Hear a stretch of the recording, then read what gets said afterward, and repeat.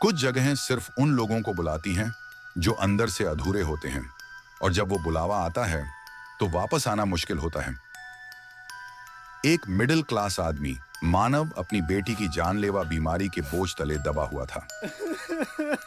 एक दिन उसे एक सेकंड हैंड बुक स्टोर में एक पुरानी भीगी हुई किताब मिलती है।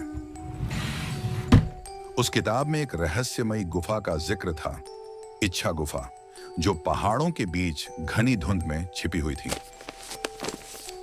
जहां हर इच्छा पूरी हो सकती है, लेकिन एक शर्त के साथ। हर पूरी हुई इच्छा के बाद एक नया विश्वासी ले आना जरूरी है। विश्वास फैलाओ, एक और लाओ। दुकानदार तक नहीं जानता कि वो किताब कहां से आई थी। जब मानव उस किताब को उठाता है तो उसके हाथों में एक ठंडक सी दौड़ जाती है, जैसे किताब अभी अभी धुंध से निकली हो।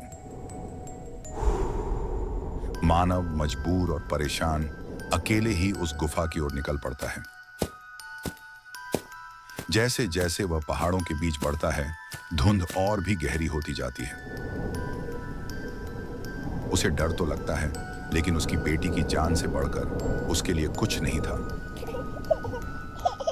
आखिरकार एक सन्नाटे से भरी जगह में उसे वो गुफा मिलती है। ये कोई आम गुफा नहीं थी। अंदर से धुंध के बीच एक रोशनी चमक रही थी, जैसे हवा जिंदा हो और कोई सुन रहा हो। गुफा उसकी इच्छा सिर्फ सुन नहीं रही थी, उसे देख भी रही थी। और फिर मानव मांगता है, मेरी बेटी ठीक हो जाए। कुछ दिन बाद उसकी बेटी सच में पूरी तरह ठीक हो जाती है। मानव हैरान था, लेकिन उसने कभी किसी और चीज का लालच नहीं किया। उसने सिर्फ एक दुआ मांगी थी, पूरे विश्वास के साथ। और तभी उसे याद आती है वो आवाज, विश्वास फैलाओ, एक और लाओ। मानव समझ गया, अब उसे किसी और को गुफा तक ले जाना होगा। उसने अपनी पत्नी मीरा को चुना, लालच के लिए नहीं, बल्कि आभार की भावना से। गुफा से निकलते समय उसने सिर झुकाया, दिल से धन्यवाद कहा और चला गया। लेकिन मीरा ने भी अपनी एक इच्छा मांग ली। उसकी इच्छा में केवल मोह था। उसने मांगा, हमेशा के लिए सुंदरता। गुफा ने दे दिया, लेकिन उसके चेहरे के भाव छीन लिए। वो एक जीती जागती सुंदर मूर्ति बन गई, बिना किसी आत्मा के। पीछे से फिर वही आवाज आई, एक और लाओ। अब सिलसिला शुरू हो गया। मीरा की कजिन प्रसिद्धि की इच्छा करती है। एक बुजुर्ग को रास्ते में धक्का देने वाला वीडियो वायरल हो जाता है और उसकी रातों की नींद उड़ जाती है। मीरा के चाचा धन की इच्छा करते हैं, लॉटरी जीतते हैं, लेकिन रात भर घर में सिक्कों की आवाज आती रहती है।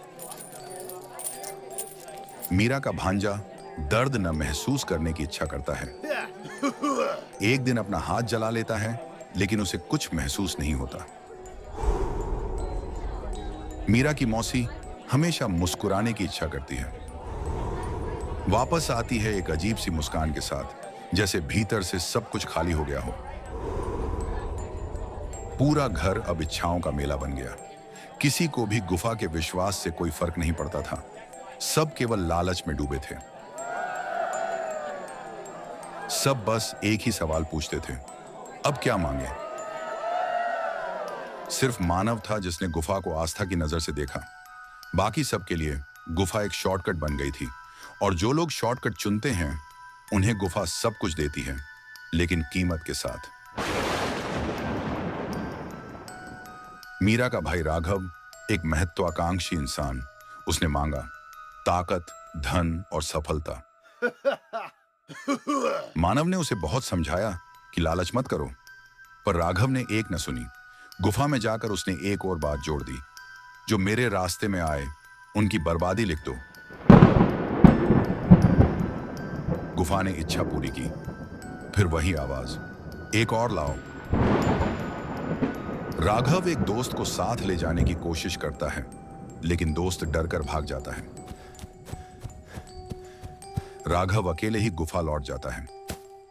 उस रात पहाड़ों में नीली रोशनी दिखती है और राघव गायब हो जाता है। कई दिन बीत जाते हैं। मानव राघव के कमरे में जाता है। वहां उसे वही पुरानी किताब मिलती है, धुंध से भीगी हुई। पहले पन्ने पर लिखा होता है, तुम्हारी क्या इच्छा है। मानव को याद आता है 1 महीना पहले राघव ने वो किताब उसे भेजी थी। उसने मना कर दी थी, तो शायद वही किताब अब उस तक लौट आई थी। क्या ये सब जानबूझकर हुआ था, या क्या किताब ने मानव को खुद चुना था? राघव की पत्नी दुख में डूबी गुफा चली जाती है और मांगती है, मैं अपने पति को वापस चाहती हूं, जैसे पहले था। उसे नहीं पता था कि किताब में एक जला हुआ पन्ना था, जिसमें लिखा था, कभी भी मृत्यु को पलटने की इच्छा न रखना। उस रात राघव लौट आता है, पर अब कुछ गड़बड़ है। राघव कभी पलक नहीं झपकाता, हर समय मुस्कुराता है, सपनों में बड़बड़ाता है। गुफा, धुंध, अंधेरा, इच्छा। उसकी आंखों में हल्की नीली चमक होती है। उसकी परछाई नहीं दिखती। कुछ दिन बाद उसकी पत्नी की लाश मिलती है, आंखें खुली, चेहरा डर में जमी हुई। उस रात मीरा देखती है, धुंध उनके घर में घुस रही है। बीच कमरे में खड़ा है राघव। मैं वापस आ गया हूं। मानव को याद आता है, राघव ने मांगा था, जो रास्ते में आए उनकी बर्बादी।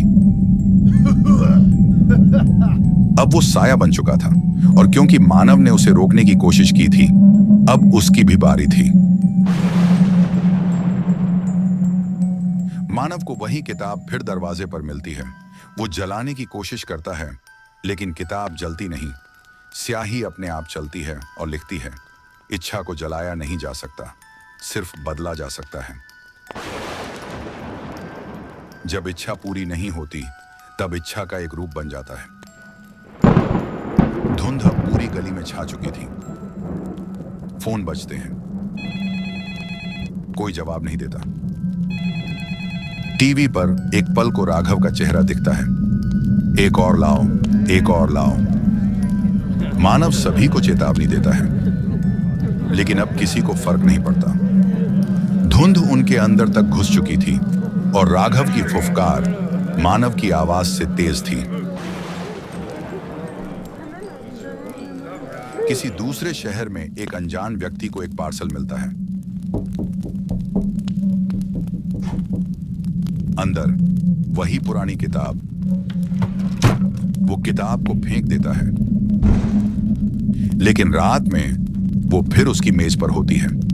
इस बार किताब के कवर पर उसका नाम लिखा होता है। जैसे ही वो किताब उठाता है, एक आवाज गूंजती है, तुम चाहते क्या हो? और पहले पन्ने पर ताजा स्याही से लिखा होता है, इच्छा गुफा तुम्हारा इंतजार कर रही है। जब नीयत साफ ना हो, तो गुफा भी अंधेरा लौटाती है। Thank you for watching. अगर आपको कहानी ने डरा दिया, लाइक जरूर करें, कमेंट करके बताएं सबसे डरावना सीन कौन सा था, और सब्सक्राइब करें, क्योंकि अगली कहानी और भी गहरी है।